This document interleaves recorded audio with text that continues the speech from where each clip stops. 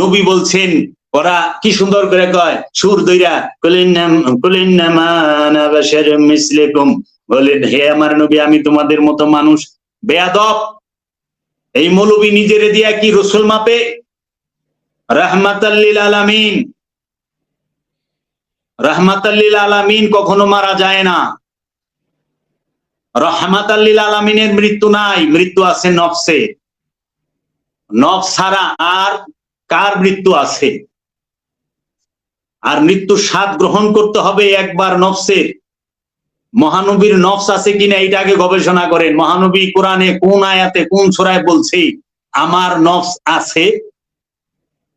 একটু কমেন্টে জানাবেন। আপনারা তো জ্ঞানী, একটু গালিগালাজ করেন, কতটুক ধারণা আছে। এই বুলডোজার মৌলবীদেরকে বলবেন সত্য কন্যাকে, এই সাহাবীদের কাফেরদের ঘটনা কোন, আরোহণের ঘটনা কোন।